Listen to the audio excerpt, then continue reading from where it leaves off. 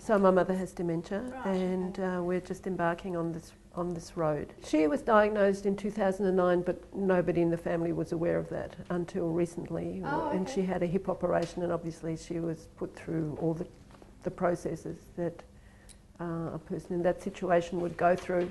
So she kept the diagnosis to herself, and she was Yes. managing fine without Yes. telling anybody. That's Yes. amazing. Good Yes. on her. Yeah, she's a very strong and determined and capable person. Yeah. Well, my mother's a very self-determining sort of person, so there's only so much that you can help her with. We have cooked stuff for her, but that doesn't necessarily that she'll think of using it, and she may not always be directed. She may sometimes think, yes, I will do that if I suggest it, but often she'll say no. She's not going to do that. For example, she'll have meat in the fridge that's a few days old, and I'll say that probably either needs cooking or freezing. Oh no, I'll manage it. Or she'll leave, there'll be cooked stuff in the fridge, and it's not that long ago that my mother would invite me over for dinner, and will have cooked something that I know the recipe of, and I said, oh, how long have you had it? Oh, a couple of weeks in the fridge. This is meat. The other confronting thing is that, you know, from being this sort of Amazon type of person, she's now this frail old lady, and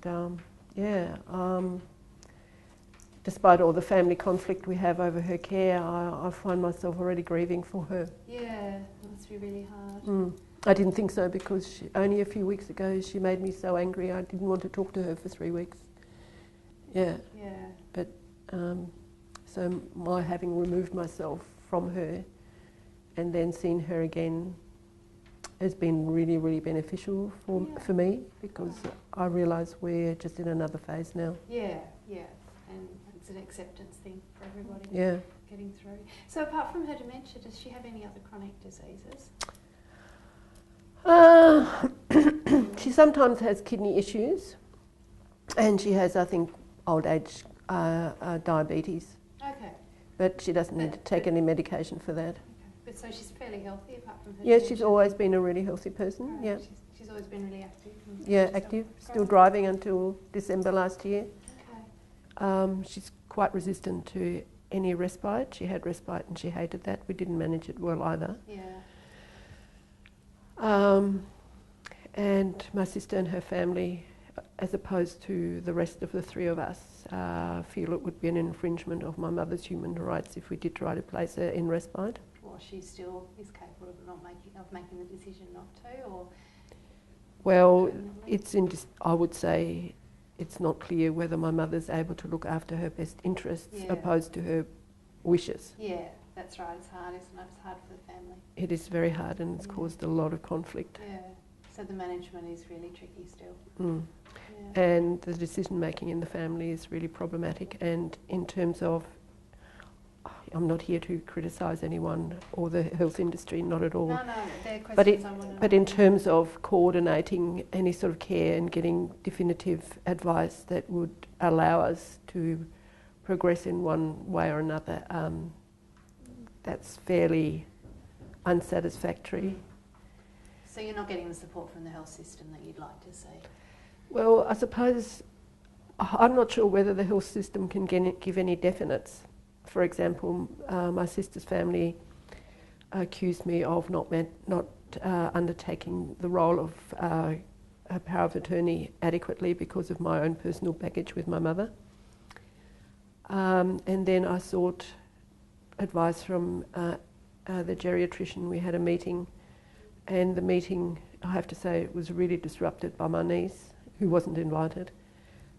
Didn't give me any outcome. Other than to say, yes, my mother would be assessed for her ability to make decisions about her financial management.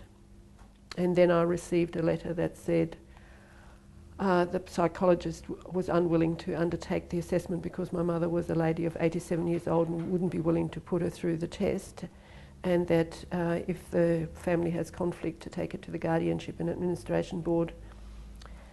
So I still, in terms of real definites, to say to my family, well, she doesn't have capacity, I actually don't have that in my hand. I really understand the complexities of the health system and the specialisation, you know, in the various areas, but having some of those things connected, the GP, the psychiatrist, the psychologist, the carers associations, the Alzheimer's Association, that you might be able to go to one-stop shop, and somebody like the GP. Obviously the GP has so many complexities, he can't be dealing with that, he can't be the nucleus of that. But somebody who could be, have a coordinating function and who could, to a degree, gives advice and help us tailor the needs so that we can support my mother in the way that she needs to be. So a much better team supporting your mum. Yeah. But so at the moment it's fairly, I consider it to be quite fragmented. Yeah, okay. So that's the biggest issue now. So to make the journey to a perfect system would be about making the systems all working together. That's what you're doing now. Yeah, so you go to somewhere and it doesn't need to be the GP. The GP should probably be in the picture to know what's going on. But you go to somebody who will assess your needs, and even if that need is conflict resolution, will, this is where it is, and the next step would be